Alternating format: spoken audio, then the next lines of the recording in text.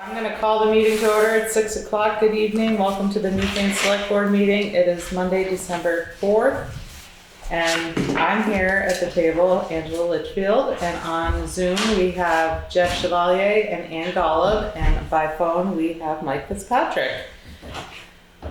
Has this meeting been properly warned? Yes, it has. Great, thank you. Additions and amendments to the agenda. I would like to say we had a walk through the Newfane Village about housing on Saturday, and the Planning Commission is going to speak at the committee report.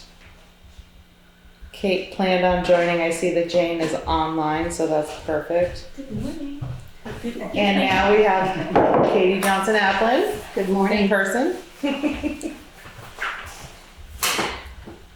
Anyone else have any additions or amendments to the agenda? Okay, moving right along. November 13th budget meeting minutes were tabled because Ann and Mike were absent, and we can now vote on them. Is there a motion? Can we just not? Is Jeff here? Jeff is here, he's online. Great. I make a motion. Second? Second. Thank you. Any discussion? Hearing none, all those in favor say aye. Aye. Aye. Aye. Ayes have it. Thank you. And now we are on to the November 20th regular meeting minutes. I make a motion to accept. Thank you, Katie. Second. Thank you, Mike. Any discussion? Hearing none, all those in favor say aye. Aye. Aye. Aye. Ayes have it. November 20th Board of Liquor Control meeting minutes. Is there a motion? Make a motion, second. Thank you, Mike. Second. A second. Thank you, Katie. Any discussion? Hearing none, all those in favor say aye. Aye. Aye. Aye. You have to abstain, Jeff, because you weren't here. I totally missed that part on the others, so the folks that were absent at those meeting minutes, do you abstain? I abstain. Thank you. I'm just feeling very speedy. Sorry. Now we'll move on to the Monday, November 27th, 2023 meeting minutes. Is there a motion to approve? Accept? Make a motion. Thank you, Mike. Second? A second. Thank you, Katie. Any discussion? It looks like Kate's ready to come in. Hearing none, all those in favor say aye. Aye. Aye. Aye. Jeff? He's now muted.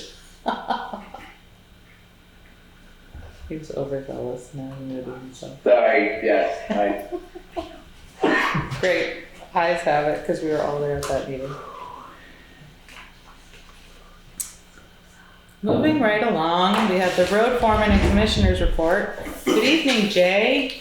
Glad to have you. The Adams Hill Bridge should have been completed this afternoon, and it came out very good. The guardrail was being put on this afternoon. That was the last piece of it. Butch Sosimo provided all the stone that was needed for the project at no charge. I have not heard any more for the insurance company for the truck, the insurance company for the trucking company. I did reach out to him again. I don't have a phone number or even a company name. All we have is an email. It's like claims at some initials, and so I'll keep trying. That's fun. So we are applying for additional funding for the Depot Road box culvert. That's the one advantage for it taking a little longer, is we could try for some more money. And I needed a letter of support from the select board, which I believe Angela now has. We're asking for another $59,200 from them. And I got the letter of support from Windham Regional as well. Nothing new for the sound study for the gravel pit, but I just got an email a minute ago that Eddie is still waiting for the graded phased grading plan to be updated, which was passed on to, I guess that went to Bell Engineering, to Ron Bell. And so he's looking for an update of when that's going to happen. So I'll see what Bill's reply is to that. Great. Now that winter's here, I'd like to remind people not to park in the road. Like this morning, there was a couple of cars left on West Street, and it's hard when you're trying to plow and there's cars in the way. I'll mention that to the village trustees as well. Okay. And we have bids for the Loop Road box culvert back. The engineer got out a report late this afternoon, which you may not have had time to digest. So if you don't want to do it till next meeting, that's okay also. But there's all the bids, and then he did a compilation, and then he did a little letter too. So Okay, 1 second. Yeah. Flip the page. Are you in a rush to have that for tonight, or is it okay to wait for the next meeting? that could certainly go at the next meeting after everybody's read it. Yeah, because it would be nice to go over all those figures. And one thing Everyone else that agree? he did suggest in his letter is that we do a soil study there to possibly save us the money of the steel sheeting. I think this, I don't, actually, let me read it here to make sure I'm giving you the right figures.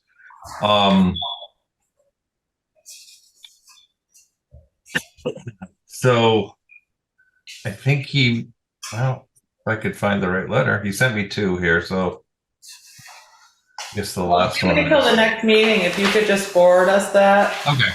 if we wait till the next meeting to bid on it. Okay.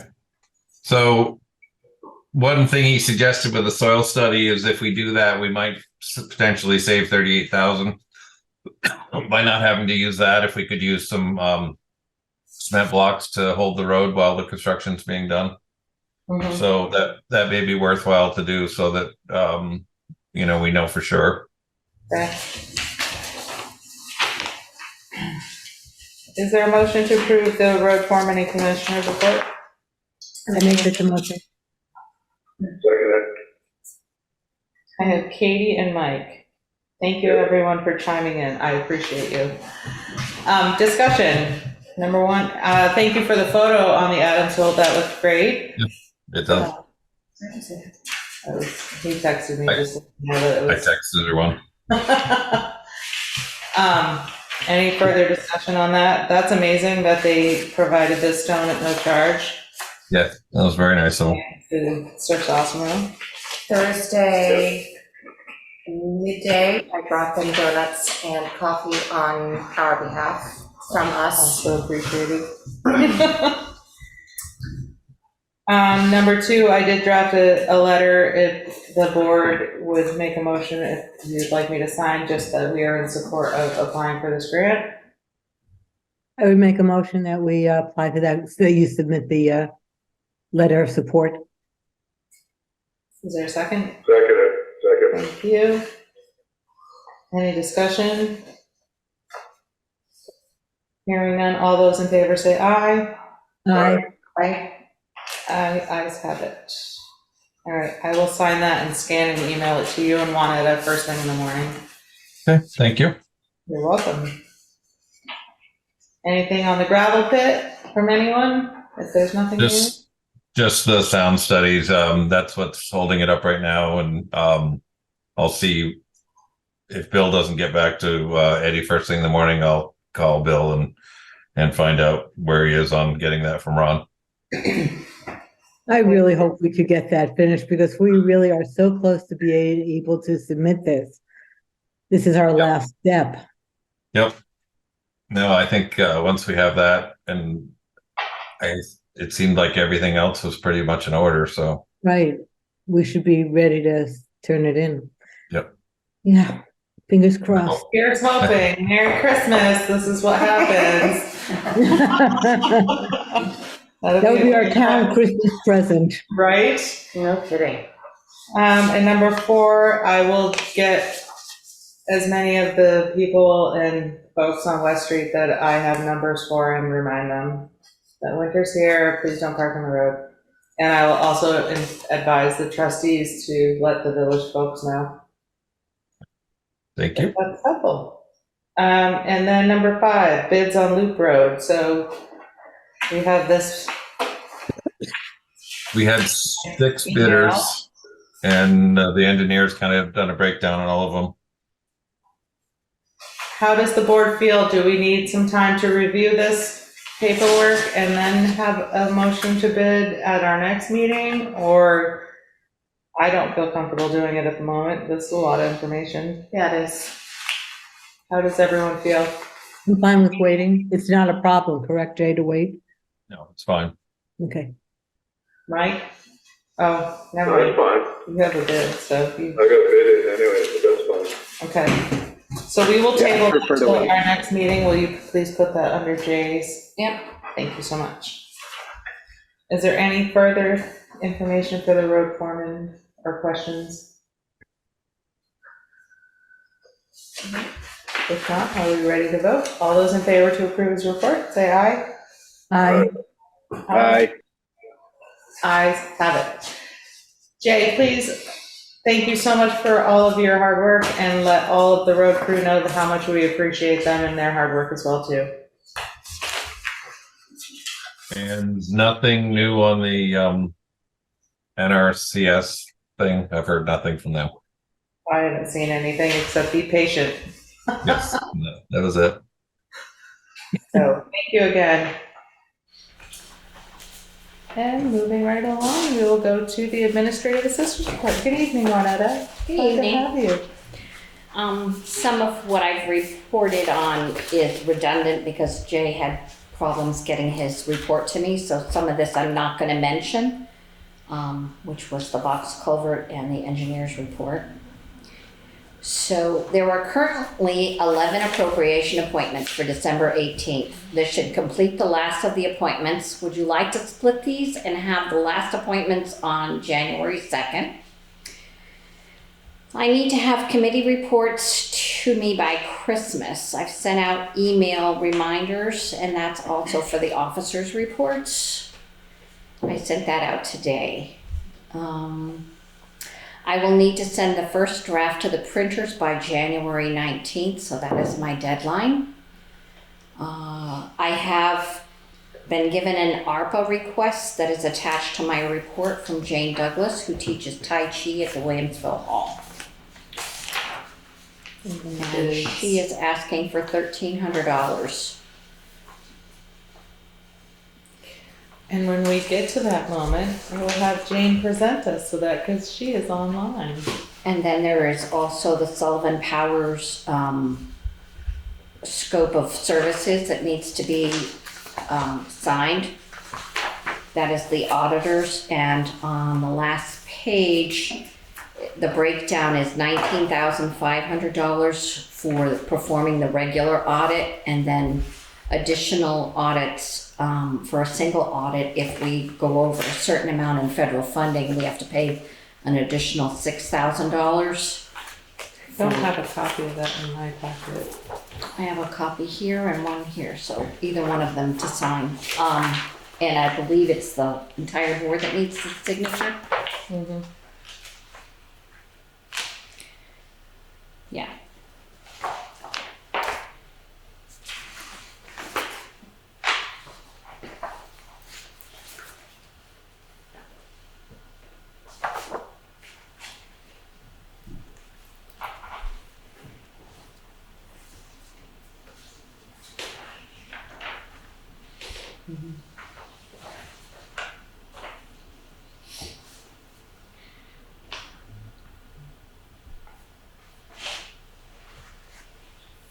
Yeah, we discussed that at We did. our budget meeting last week. Okay, is there a motion to approve the administrative assistant's report? I make a I'll make a motion. motion. Would you like to second? Katie made a motion. Second it. Thank you, Mike. Thank you, Katie. Discussion. Number 1, appropriations for December 18th. there's 11. Do we want to go through them all, or do we want to do that on January 2nd? I can split them. I can do 6 one night and 5 another. I'd recommend splitting them, otherwise it's really hard to stay alert to listening to so many details. If you could, whoever's willing to move over, that'd be great. Yep. I started my report. Thank you for your reminder.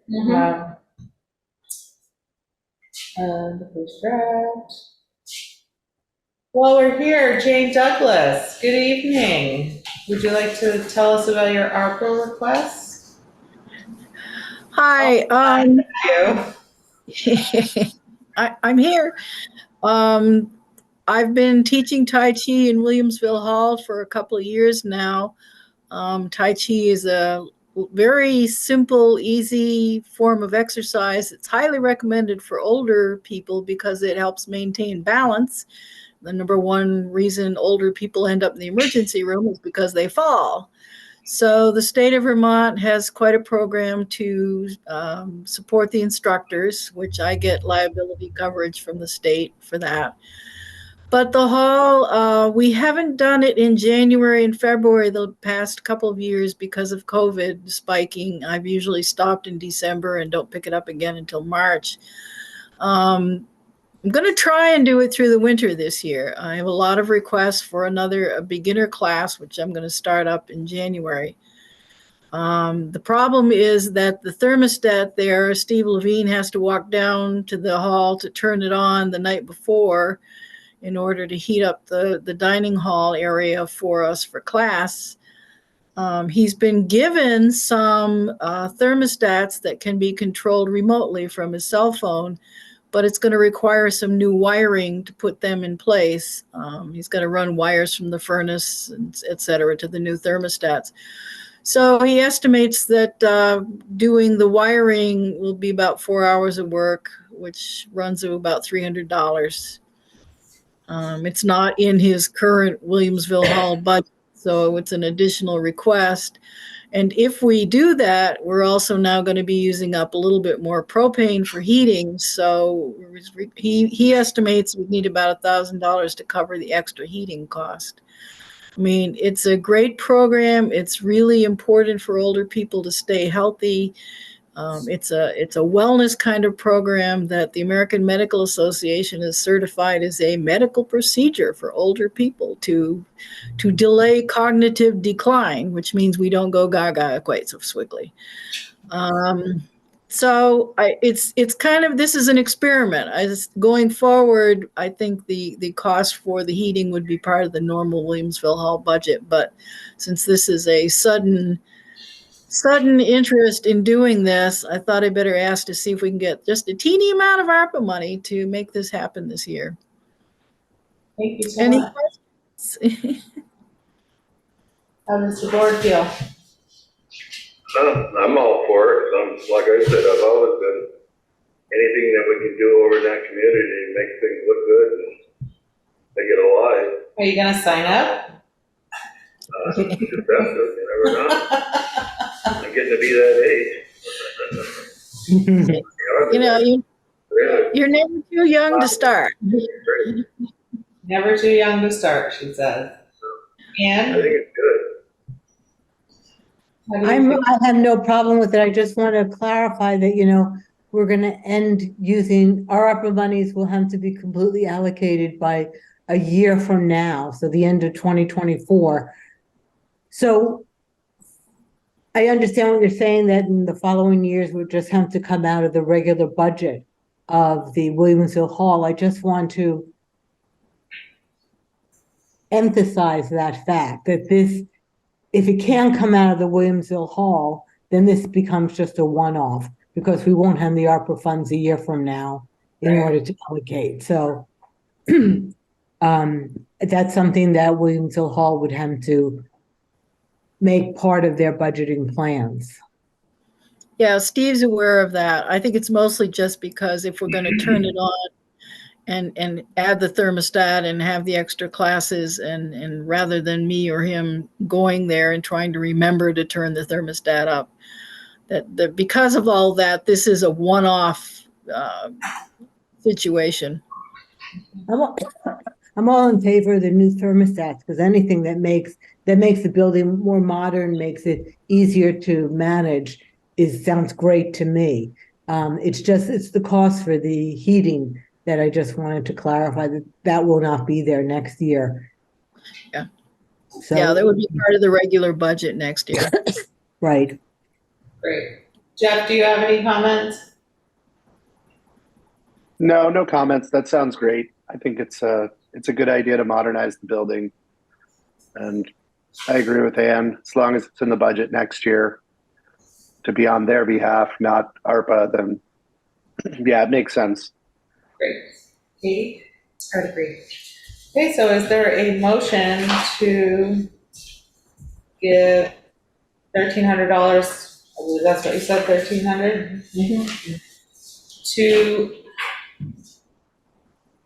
the Williamsville Hall for the Tai Chi program for the thermostat and the extra fuel so Jane can run her classes.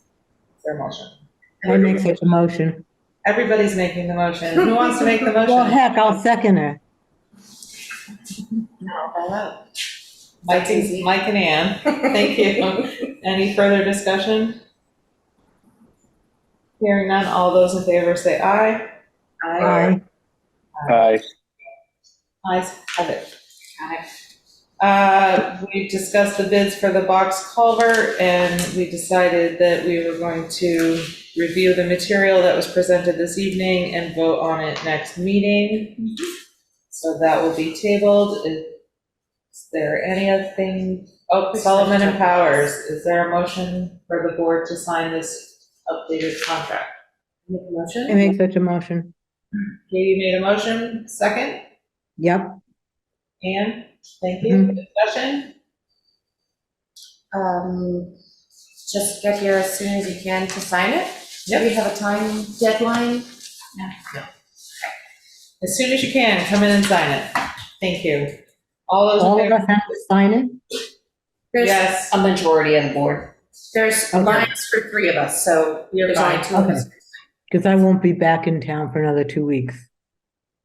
That's fine. I'm sure Jeff and Mike will stop in at some point and sign. Great. Thank you, guys. Any further discussion? Hearing none, all those in favor say aye. Aye. Aye. Aye. Aye. Ayes have it. I see. Have it. Okay, anything further for the administrative assistance report? Hearing nothing, all those in favor to approve the report, say aye. Aye. Aye. Aye. Jeff? Aye. Excellent. Ayes have it. Thank you so much, Juanetta, for your hard work. We appreciate you and all that you do. Thank you. And moving right along, we have the listers, but Doris is sick, so we will continue her discussion until she's able to be here. I'd like to welcome Kate Gehring and Jane Douglas from the Planning Commission. We had a wonderful discussion and active walk through the village of Newfane on Saturday morning, which was very informative. And I will let Kate take it from here. Thank you for putting that all together. Thanks, Angela. Thanks. I think a lot of hands went into it in the grant application process as well. So those of you who worked on that get credit as well. It was a great event. We walked around the village of Newfane, and for me, and I think for all of us, it was really interesting to kind of see the town on foot and then practice and understand how our zoning bylaw does and doesn't relate to what's there now. We were joined, among others, by David Cotton from the DRB, who had a lot to say about the process of the application process and approvals for folks when they're building or changing their buildings. And then the discussion was really productive afterwards. We were so glad you were there too, Angela. I have asked, West, excuse me, I should have said, and Mike McConnell from the WRC. Mike is also a Newfane resident, led the tour and discussion, and they had a great slide presentation, which they will share with us and would be delighted to see on the website. I don't have it from them yet. I was hoping we'd be able to share a link now, but we will let you know, and hopefully it can go up as soon as we get it. And I would encourage everyone to contact me or contact them directly if you have questions or comments or more input. They are delighted to hear from Newfane residents, ideas, questions, priorities, and the more input we have, the more input will be reflected in what we end up doing and not doing. The next step is a recommendation from them, taking into account input, our conversations, what we've seen together, and they will make some recommendations to us about ways we can amend our bylaw to make housing creation easier. They are mindful of the constraints. They also know what tools they have at their disposal. And I think that will be on January 11th. And once again, we will do our best to let everyone know and welcome everyone's participation. Do any of you have questions for me or for Jane? Jane, do you want to add anything about the process or the event on Saturday? No, I think you covered it pretty good. It was very, very informative. Were there any specific ideas or suggestions that people were talking about that are sort of rising to the top of people's interest? I'm sorry I couldn't be there. I'm just curious about the discussion and what might have come up. That's a great question, Anne. I think the focus is primarily on where we can add units in like subdivisions, whether ADUs, accessory dwelling units, whether there's a way we can, even by expanding the footprint and creating whether it be an alternative percentage or cap amount, make more substantial housing or, larger apartments possible with that. There was a fair bit of discussion of the limits of septic capacity, but there's not that is a primary topic of interest in how, changing things wasn't the main focus of discussion. I think conceptualizing was really daunting and the potential costs are daunting to folks that bubbled up in the conversation. But I think there's a sense also that they might look more broadly than just the 3 villages, because most of the village parcels are very small. And so thinking about ways to expand footprints or add housing, they may look beyond or adjacent to the existing village footprints, since those areas are small and the lots in them by and large are very small. So where might one look? Just something like off the main roads or outside of our town? They are gonna look at Newfane, like they mentioned. They mentioned even looking at kind of the lots and what happens in the areas kind of next to the designated village centers, right? Newfane is really big. We have talked about the village centers as being places we're looking at for more housing, but by and large, the lots are very small. Right. Relative to what you could build, even with some tweaks, much less the existing zoning bylaw. So they're going to look, I think, a little more broadly than just the 3 villages to think about, or the village centers, the designated village centers, to think about what could be possible. And I think there's a sense that there's, we looked at some examples where ADUs or our apartment folks have built or created ADUs in existing buildings, or where there are multi-unit buildings, and there's a sense, A, there are a lot of those, and B, they may be possible in existing building footprints. I think the other main topic of discussion was just the cost and thinking about how we can support current property owners or small scale property owners rather than large developers or big business landlords in creating apartments and ADUs in existing properties. It came up more than once that it's a way for folks to pay their, having a tenant or an apartment or an ADU is a way for folks to have income. in some cases to offset property taxes or however else they choose to do that. It may be kind of mutually beneficial in creating housing for tenants or, folks in apartments, and also creating income for resident building owners and community members. Right. It sounds terrific. Mhm. It was great. Their presentation was great. It was really, really interesting. And I really enjoyed the walk as well. I would just put out there, I know, I don't remember who discussed this at the select board, but I know I've discussed with different folks at different times, the idea that of the monies we have left of our ARPA funds, to think about creating a revolving loan fund that could be specified for homeowners to use to borrow from the town at a very low interest rate to be able to use the money to do retrofitting of their homes to create new housing units. So a way for the town to help support the creation of more housing.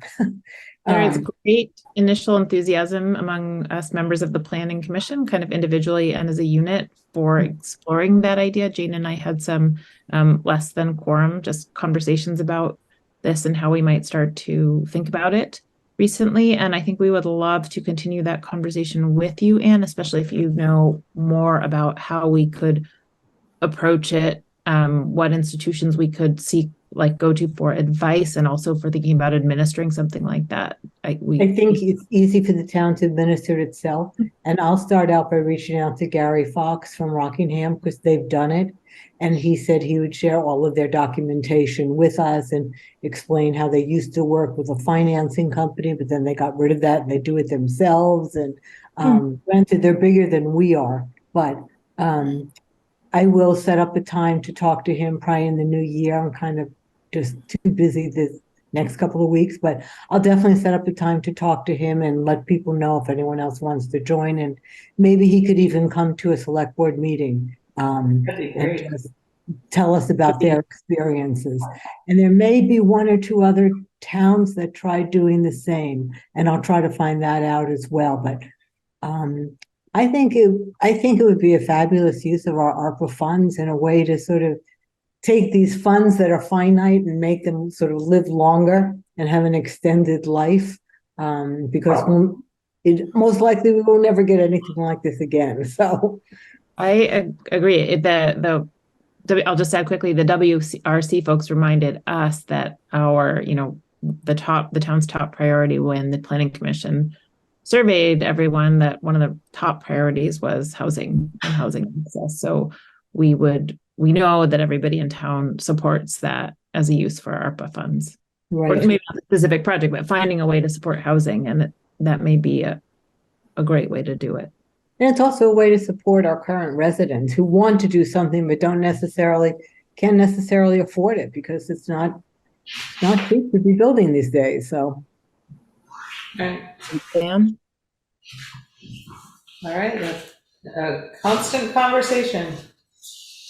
But thank you again. It was really a wonderful presentation and walkthrough, and what a great group. We had a good time. Is there anything further for Kate and Jane on this topic? That's our Planning Commission news for the moment. We appreciate all the hard work you're doing. Thank you so much. It's wonderful. And with that, we'll move on to our scheduled members of the public. And first, I'd like to welcome Samantha Prince, the Executive Director of the Windham County Safe Place. Good evening, Samantha. How are you? Hi, I'm so good. Thanks for having me. Welcome. Thank you. So we have submitted a request for $1,500 for this fiscal year, with the intention of adding those funds to our unrestricted budget to be able to implement a therapy program for our kids and adults so that they can have therapy right away after they've endured physical or sexual violence. Right now, mental health in all of Windham County, there are wait lists, particularly for therapists that are dealing with these types of trauma. And we would like people to be able to have those therapy needs met quickly. So we're building funds from fundraising efforts and things like this to be able to pay for therapists to work a variation of hours so that there's no barriers. So we'll have some therapists that provide daytime business hours in person and virtually, and some therapists for evening hours and weekend times, both hopefully in person and virtually. So we're recruiting therapists for those different positions. And our intention is to pay them a decent wage so that this session doesn't have to be covered by insurance or victims compensation, because those things can be much slower. And our goal for the therapy program for upcoming fiscal years is to secure grant funding, which we feel pretty confident about as feasible, because programs like this are typically well funded, but we need to be able to launch the program and get it going in order to be able to apply for and secure those funds. Okay. Are there any questions for Samantha? You said 1,500 and it says 1,800 on your request that we have here. Is that, which number is correct? Sorry, it should be 1,500. I'm not sure if maybe that was a typo. I apologize. Thank you. Any other questions?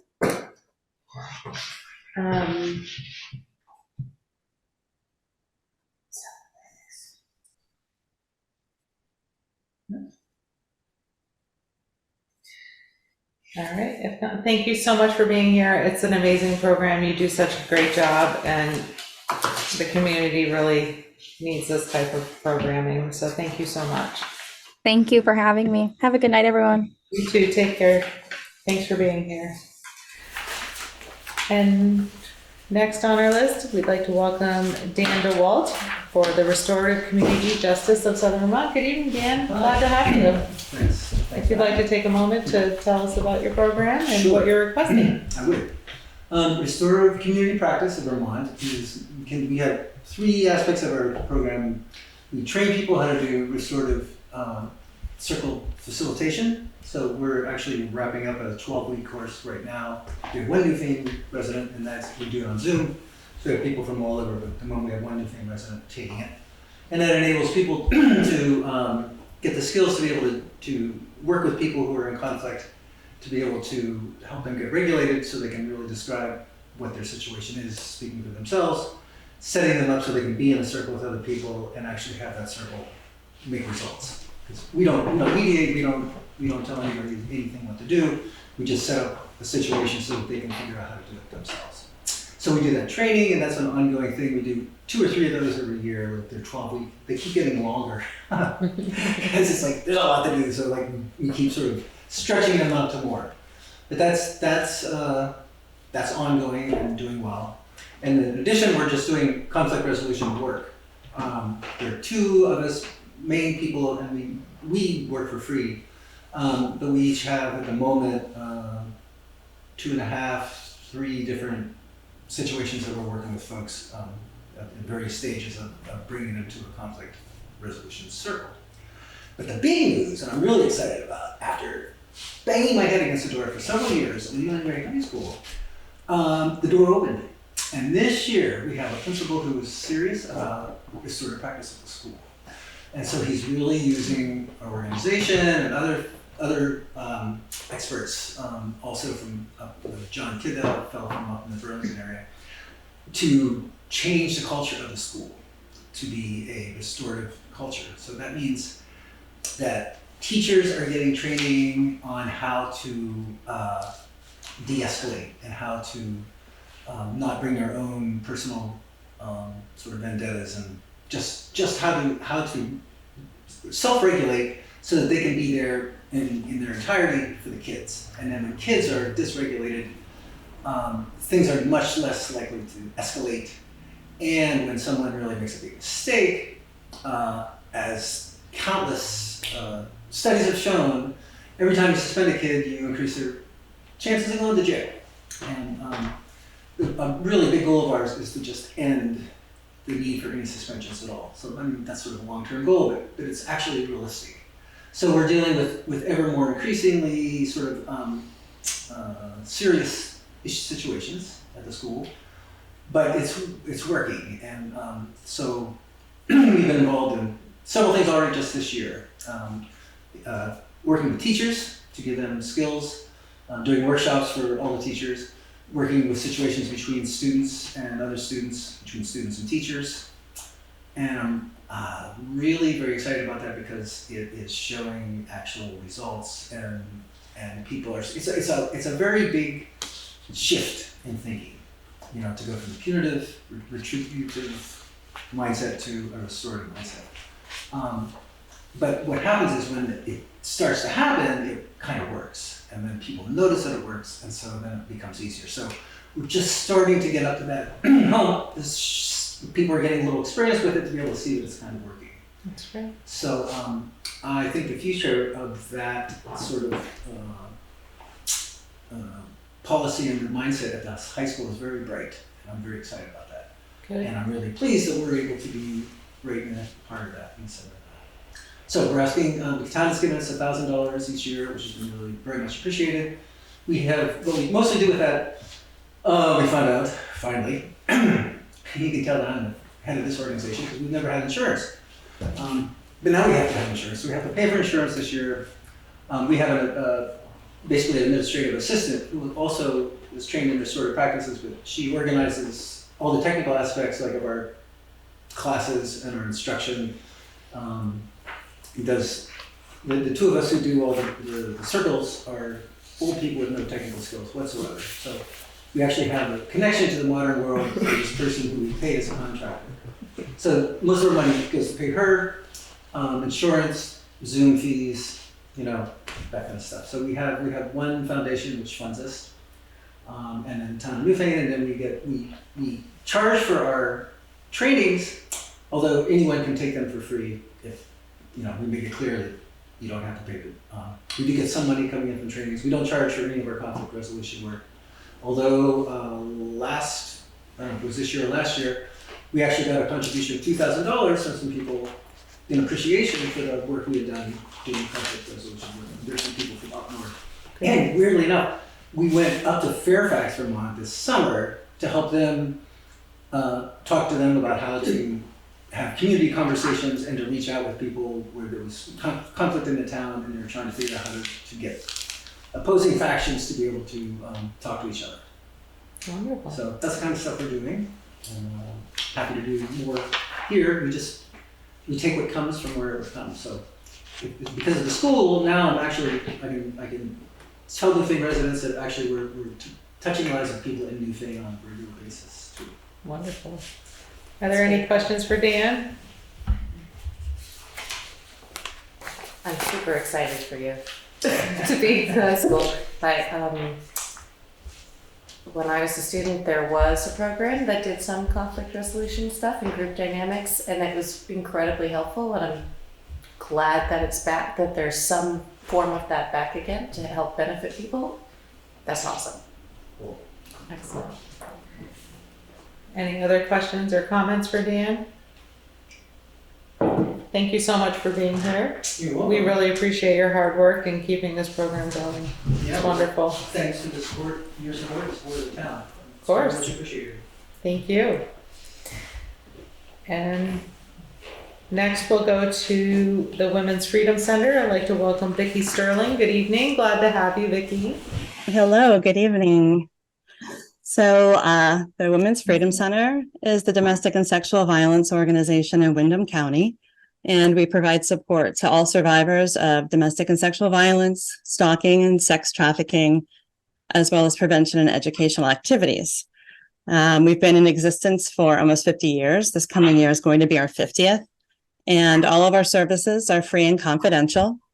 We offer a 24-hour hotline. Last year, we received almost 2,000 calls on that hotline. We offer shelter. We sheltered 144 people this last year. We also offer emergency financial assistance for things like transportation, clothing, gas, food, phones, whatever a survivor might need. We do individualized safety planning, whether survivors are in, leaving, or have left an abusive relationship. We offer advocacy and support wherever it's needed. And that means sometimes going to the hospital to sit with a sexual assault survivor, to the police station with somebody maybe who's just fled, needs support, or with a landlord to stabilize housing. We also have a legal justice project, which includes access to legal representation and court accompaniment. We provide support groups, housing assistance, rural outreach, community education in schools, and any other community organizations that'll have us come and talk about our work. And we are asking for $1,000 from the town of Newfane for general operating support. This past year, we worked with 24 Newfane residents, and 7 of those we sheltered. And that is my little spiel. Thank you, Vickie. Are there any questions? Comments? Such important work, and we thank you so much and your group for all that you do for the community. It's amazing. Well, thank you. Thank you all for your support. Thank you for being here tonight. Of course. Of course. Bye-bye.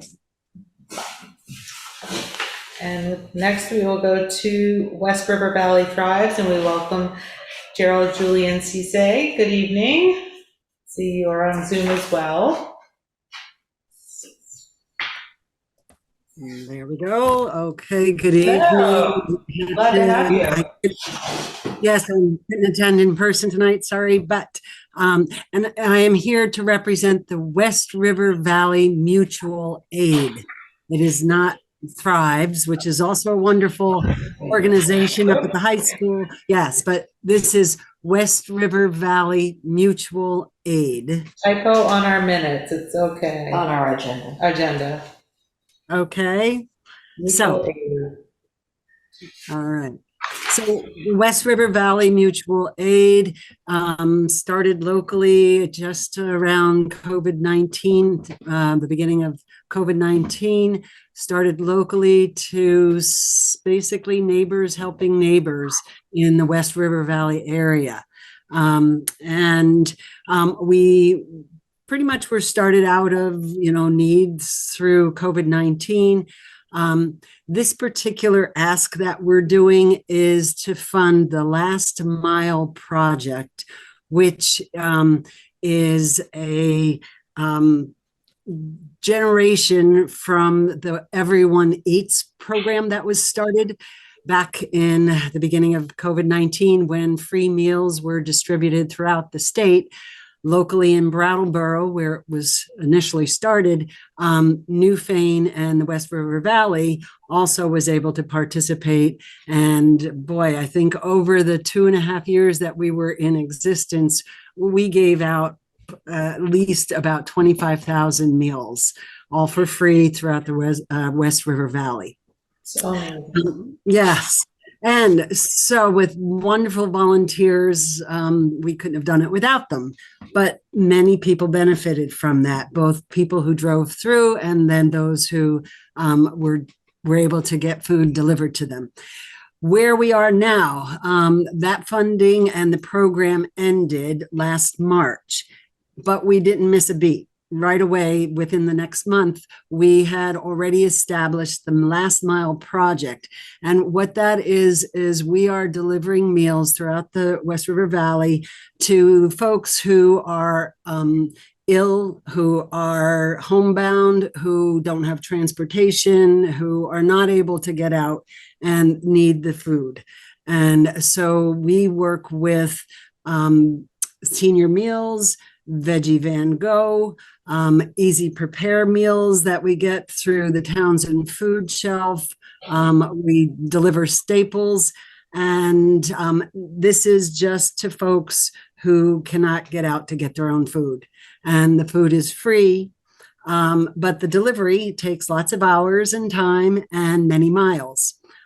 We have very dedicated volunteers who help with organizing it, and they are not requesting any funds to support their hours that they put in.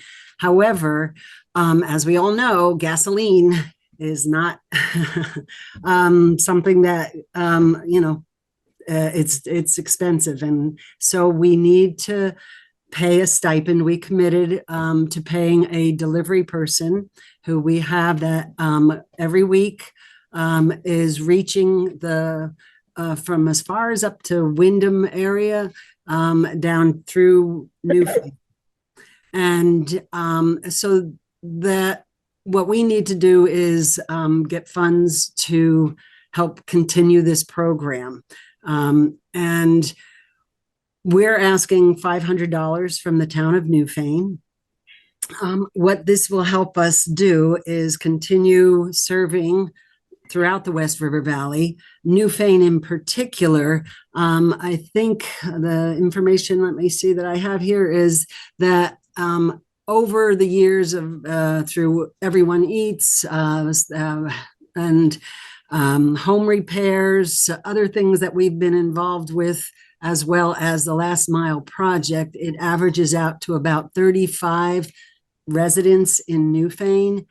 And presently we deliver the food through the Last Mile project to 6 individual households.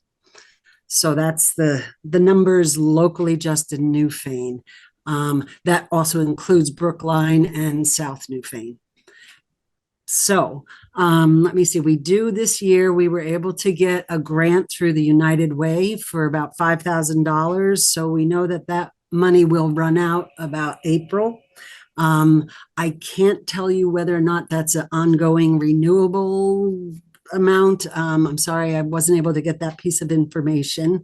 But we are planning to ask the other towns that we serve for funds, as well as we want to do some fundraising.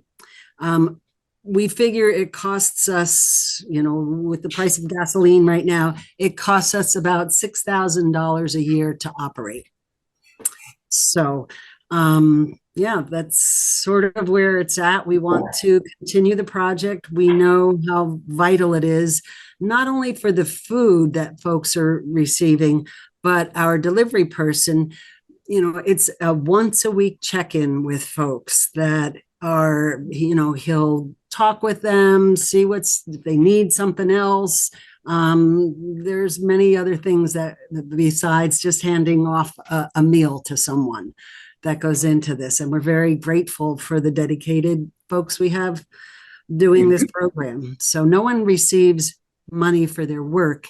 We just want to be able to pay the gas expenses for the delivery person. So that's about it.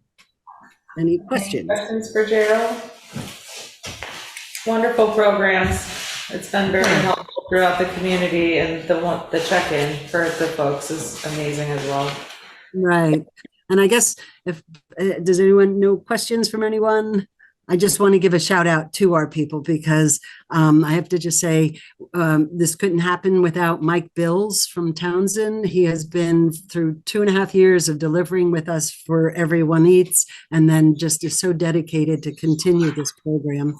And as well as Ilana Newton and Kathy Squires, both from Townsend, who also they are administrating and coordinating everything. And we are just very grateful that this could continue on. So thank you to those folks. Great group of people doing important work for our community. Thank you so much. We appreciate you being here tonight.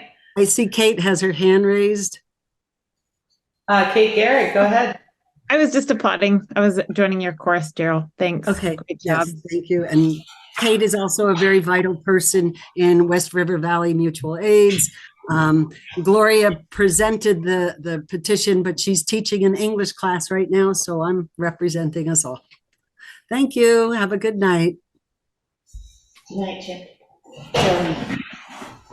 Okay, I don't see Valley Cares, there we go. Valley Cares is next, and we should be hearing from Becca Schaffer. Becca, are you there? Behind the Valley Cares Inc.?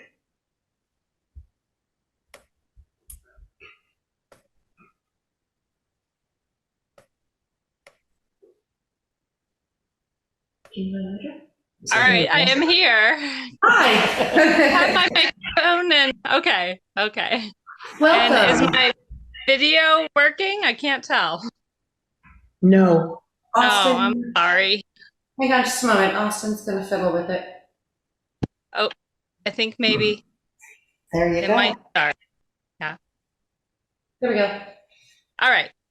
So, yes, I'm Becca Schaffer. I'm here from Valley Cares. Valley Cares is in Townsend. We have both independent living for seniors and assisted living for seniors. We have been around since 2007, so just over 16 years now. We have a lot of good friends and family in Newfane and certainly have appreciated the support that we've gotten from Newfane in the past. This year, we're looking for repeat support of what we've gotten previously, which is $2,675. That amount goes towards our operating budget, and it really helps us in subsidizing what we charge to the seniors we serve. So let me back up and say that some of our services are free to seniors. We do offer to the whole community, not just seniors, medical equipment lending, and that's absolutely free. We also offer SASH. SASH is support and services at home, and that is a program that is completely free to anyone with Medicare. Then our housing in Townsend, we have our low-income housing for the independent side, and then our low-income housing assisted living, which is really quite unique. There aren't very many affordable assisted livings in the state of Vermont. So we're allowed to, I'm sorry, I might get joined by my 6-year-old. We are permitted to charge a certain amount for the rents in our housing, and we always keep our rents below what we are allowed to charge, just because we know the people we serve are on very fixed incomes. Likewise, we do have quite a few residents who are on Medicaid to pay for their care in the assisted living. Medicaid rates are certainly helpful for people who can't afford to pay the cost of supportive care, but it doesn't cover the full cost of what it costs to provide those services. So Valley Cares is asking the town of Newfane if we could have the continued support of the $2,675 as you have given us in the past. I will say in the past year, we served 19 individuals from the town of Newfane, and by our estimates of what we are able to charge and what we actually receive in funding or reimbursement from those people, we provided a savings of $97,100 to those people. Yeah, do you have any questions for me? Are there any questions? No, I apologize. I had to step away for a brief moment. Glad to have you. Okay. Sorry. No questions? No comments? Yeah. Thank you so much for being here, and thank you so much for this. It's wonderful. Valley Cares is amazing. Oh, thank you. And also I want to give a shout out to Jane. She comes and does Tai Chi with our residents, and she's fantastic. Excellent. And the people at Valley Cares are fantastic. They do a lot of good work there. The residents have a great life there. It's just an amazing, happy place, and I love going up there for Tai Chi classes. And we love everything you do for this town, Jane. You're amazing. Excellent. Thank you so much for being here. We appreciate having you. Thank you.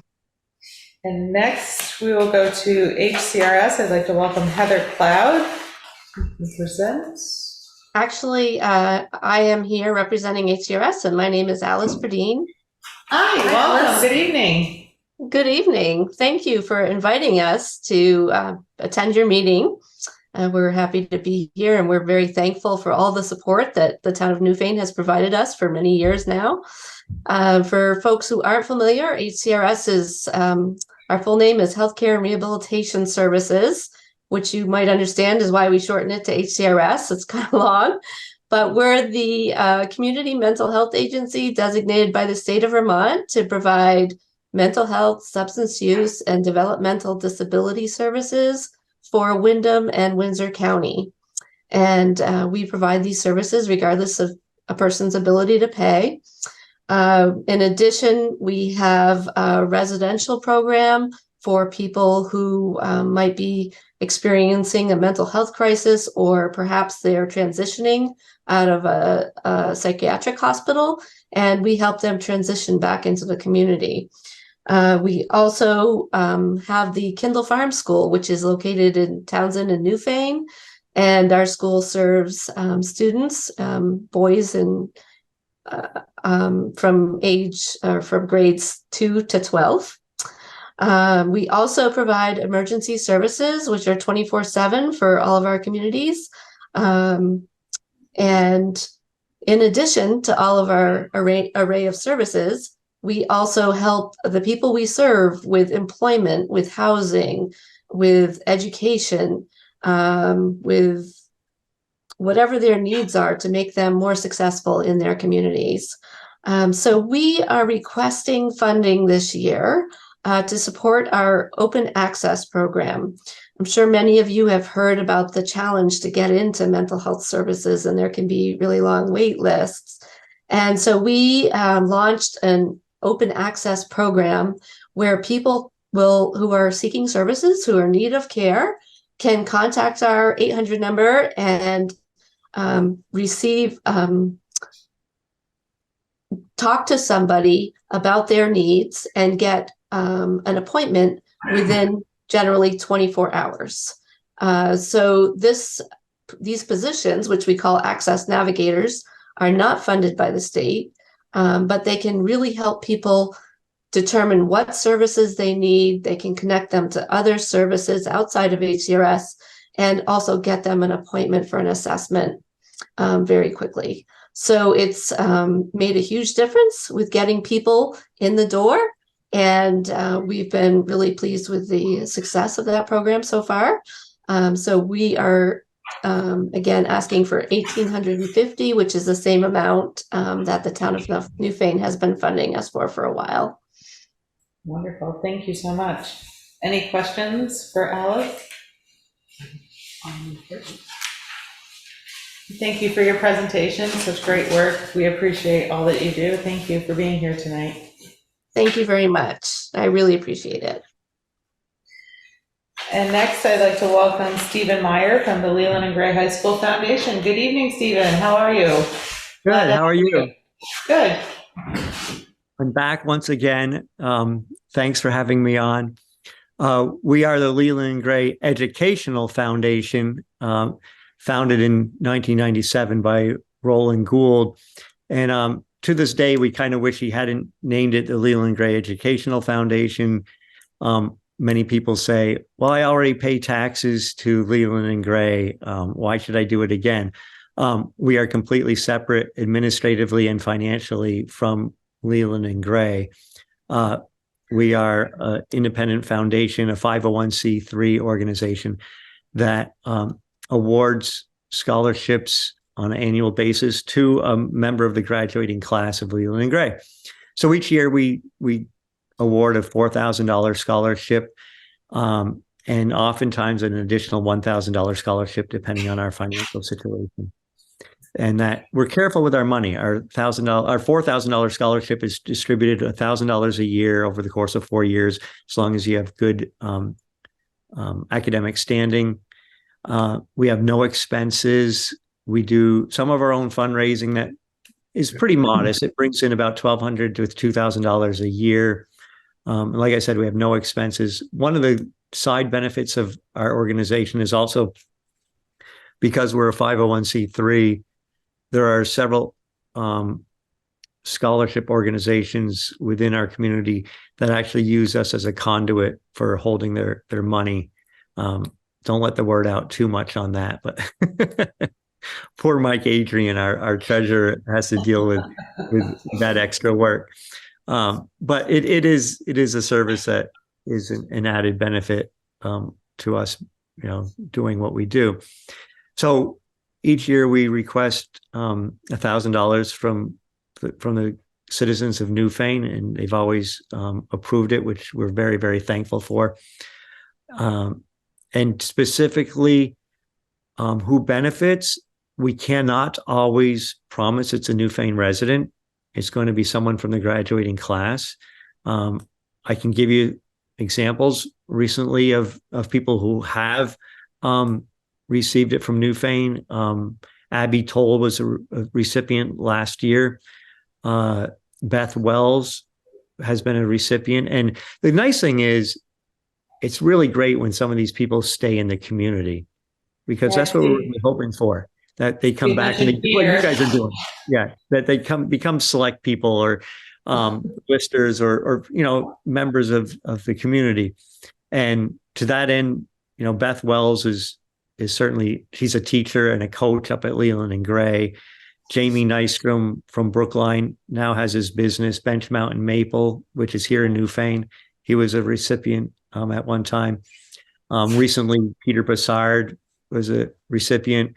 I think he ran for Selectboard. He's doing great too with Newbrook and the EMT. So right. So we're trying to support the local people as much as we can. Do they leave the community? Sure. Do some of them stay? Sure. It's very much need-based. Each one of these students comes in, what do you call it? They sit in front of our board each June, and they answer a few of our questions, and we assess, what their potential is, what their need is, and that's how we choose our recipient. So I'm wondering if there's anything else. I jotted down a few things here. We've distributed 55 scholarships and about $140,000 so far. If you do the math, that's less than $3,000 a year, but sometimes most of the time it's $4,000 per scholarship per year. Sometimes it's an additional $1,000. And occasionally we get someone who maybe lasted a year and we didn't spend the $4,000. We spent $1,000. We didn't quite choose the right person. Certain circumstances may have come up and they didn't finish school. So I guess I'm opening this up to if you have any questions for us. It's great to support the children of the community and their further endeavors, because sometimes we come back. Yes, that's our hope, isn't it? It is our hope. We can use as many young people coming back as possible. That's right. We thank you so much. Are there any questions? Okay. Thank you so much, everyone. Thank you so much, and we appreciate you being here tonight. Always glad to have you. Thanks. And next, we'd like to welcome Maia Segura. I hope I said that right. Yes. South Newfane Community Association. Good evening. Welcome. Glad to have you. Thanks so much for having us. We actually have a little posse with The entourage. here tonight. Nice. I'm the president of the South Newfane Community Association. Damien is the vice president, Damien Licks, and then we have our special guest tonight, Peter, who is a resident of South Newfane, Peter Webster, and he is helping us with the project that I'm going to tell you about, or he's going to tell you about in just a quick second. Little history on our space. So the Community Association is centered around the South Newfane Schoolhouse, which is really the heart of the South Newfane village, and it was a one-room schoolhouse in operation from 1860s until the 1950s, at which time that closed and the building was transferred over to the Community Association, which blossomed at the same time. So the whole point of this building has been to provide a safe, welcoming place for people to come and pursue their passions, have parties, concerts, This last year, we have a group of people who come every other Thursday and they just jam, they play music. Oh, fun. We've been really lucky to have a community member, actually Dan's wife, step forward and provide Qigong classes. So another health and wellness sort of meditative practice every Saturday morning. They stopped because it's gotten a little chilly in there. We've activated the building ourselves to create more of a presence in the community. It's kind of a dark corner, so we started the South Newfane Ghoul House and creating kind of mystical, interesting, ghostly projections on the windows at Halloween time. It's so fun. And then we just got done. We spent 3.5 hours installing hundreds of hand-cut snowflakes that have been donated by dozens of community members to create the snow globe, so the schoolhouse snow globe. But we are really excited about some programming that we're doing right now and for the foreseeable future until we get to the end of the project. We're calling it Ramp Out the South Newfane Schoolhouse, and our goal is to provide accessibility to the schoolhouse, which has never been available before. So for folks with mobility challenges and older folks, getting into the schoolhouse can be a real challenge. We have recruited one of our community members who is actually in a wheelchair to be a part of our planning process. And when we went and looked at the property with him, we had a conversation about the last time he'd been in the building, and he said, I have never been in this building, and it really drove home to us how important this project is. So we've been programming a series of concerts. We had a wine tasting and sort of a challenge that we did recently that we completely sold out and raised a bunch of money. We have, oh wait, Elf. Doing a little, here we go. Yeah. We'll be showing Elf for the community completely free. When is that? So that's December 16th, and we just got our license for that today. So we're very excited. So that's going to be 8 p.m. But all of this is to help us begin to create some seed money for this ramp project, which Peter will talk about in 1 second. But I do want to say that we're asking the town for $2,000, which is what we have done for the last few years, and that does help us pay for building maintenance costs. We do get some donations from the public, helps us pay for electricity, insurance, propane, all of these things that allow this space to be free and open to anyone in our community to use. But now we're ramping up. Peter, take it away. It's hard act to follow. The ramp project is about getting ramp and getting accessibility to the building, but not just accessibility like a basic ramp. We're actually looking to resculpt the front yard so the whole yard rises up to the building itself. So there's a greater sense of inclusivity, not just accessibility, so that anyone can get in. And also it doesn't, oftentimes accessible ramps in town halls, other buildings, go to the back door because that's the one that's easiest to get to. And so then you can get in, but you almost still haven't lost that second citizen kind of feel. So that's why we have this full access to the whole front porch. So that everybody can get in, and hopefully no one even notices that it was or wasn't accessible, except for those that just get in with like it's nothing. Like an able-bodied person. And I want to note that Peter's with Austin Design Cooperative in Brattleboro, and they're actually donating their services to draw the plans for this project. And Peter and I will be attending a seminar later this week that will give us some ideas about where we can look for additional funding for this project, because it's going to be epic. As Anne noted earlier, building projects are pretty expensive these days. And one of the things that we really appreciate about this proposal that Austin Designs has come up with is that we'll maintain the integrity of the historical presence and look and feel of the building. So we'll be able to keep that heart of the village really looking and feeling like the heart. Oh, that's wonderful. Yeah. The plans are beautiful. They're up in the schoolhouse if you have any stuff. You could go, yeah, they're beautiful. I think it's really important to use these buildings for community projects and to make vibrant communities and have lots of fun activities. So it's really exciting. That's fun. Thank you so much. Glad to have you and your entourage here tonight. Are there any questions for Maia? Anyone?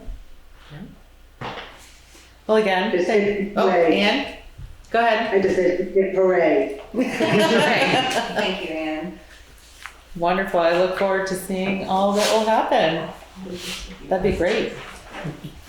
Thank you. Thank you so much for being here and your enthusiasm on the building. It's wonderful. Can't wait to see what happens. If there's nothing further for our scheduled members, we will go into unscheduled members. Anyone? That's my favorite movie of all. It's a good one. I've watched it twice so far. Christmas. You can wear your pajamas and go again. I won't wear my pajamas, but I might go. Any new business? Great. Old business and follow-up items. We will start with Jeff. Good evening again, and how are you doing on your town beautification project? Good evening. Just finally out of the weeds with my shop, and I am ready to dig back into that. I've got a few documents that I need to finalize, and I'd love to bring them. I was actually wondering if I could be put on the agenda for next Monday's meeting. You're on the agenda every Monday. Well, I could put this on the agenda. We will keep you on the agenda. Yeah, just, it shouldn't take a minute, but I have a few documents that I want to set for you guys to review. And if we could talk about it at the budget meeting for 5 minutes, that'd be great. Perfect. Can you forward those ahead of time so we can review?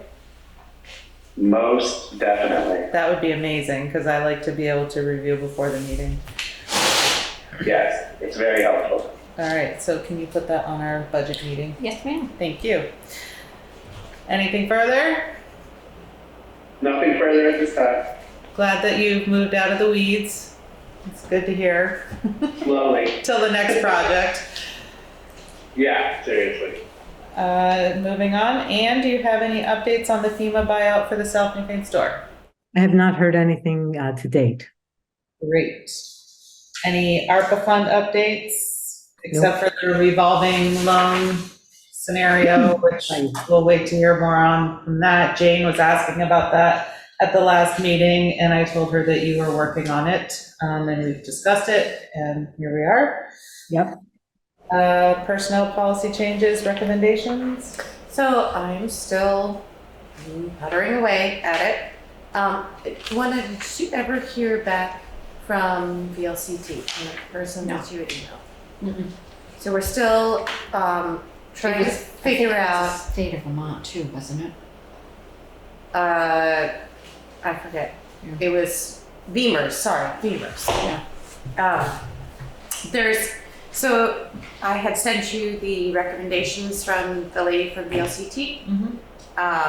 And I'm hung up on this one part where there's a random 10 years of vested service in the retirement section, and we can't figure out where that came from. So what we're trying to do is track down if that was a previous requirement that has been lowered because people are less apt to stay in the same job for the duration of their service these days. We just want to know if it's a real number from the past. That's what we're working on. Reach out to Sue or anybody from BLCT? This is from Beamers. I didn't know if they might know either. VLCT did not seem to know because that's who the note came from. But I didn't know if you reached out to somebody different than who you were working with initially. I have not. Okay. Okay. Could I ask a question, Katie?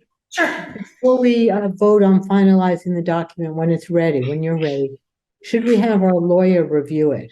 We absolutely do need him to look over it, and I don't know when Do I have that, like, I just call him and do that? Am I allowed to do that, or do I need to have? Angela can do it. I can do it for you if you think. You send it to me when you're ready and I can reach out to Bob. That's fine. All right, so we will keep working. Anything else for old business? Thank you, folks. We're glad to have you here. I'm gonna really try my best to be there. Thank you again. If there's nothing else, we'll move to correspondence.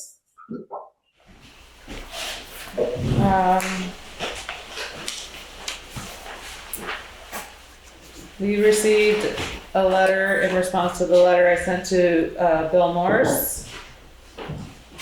November 21st, Select Board members of the town of Newfane, Vermont, chair and other members. I thank the chair for finally responding to my letter of exactly 3 months, August 24th, 23. First, I wrote the Select Board, not the appointed zoning administrator, especially when my concerns of his non-actions of current and or past violations. He, your appointee, is derelict in his duties, whether of some violation currently or from, it's handwritten, from the past, as with the Select Board is responsible for their appointees current or past. Wrong is wrong, need fixing. I'm not sure, handing the zoning administrator of concerns and not addressing them is like awarding a bad enforcer. Secondly, what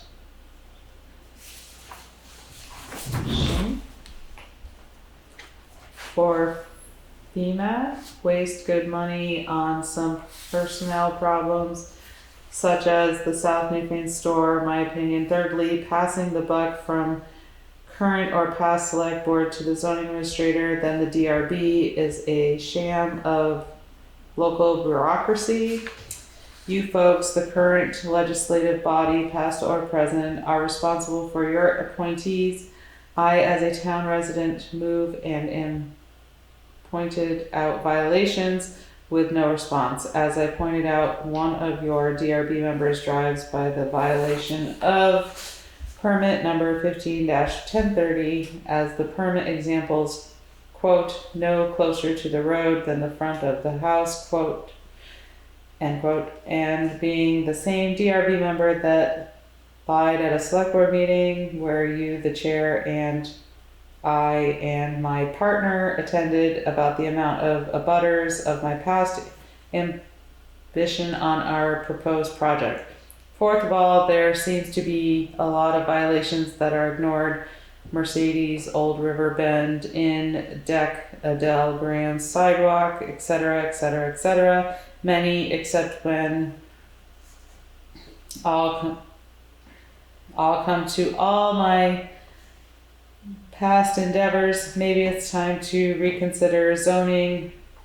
Good help is hard to find, but if we are going to dictate our rules, make sure they are done evenly. Someday someone might not be so kind to unfairly rejection. P.S. I'm not going to subject my attendance to your meetings from what I witnessed in the past. Yet I don't think it is correct to have folks zoom in on financial making decisions from elsewhere. Your neighbor for 3/4 of a century, Bill Morse, Jr. Thanks, Bill, for your letter.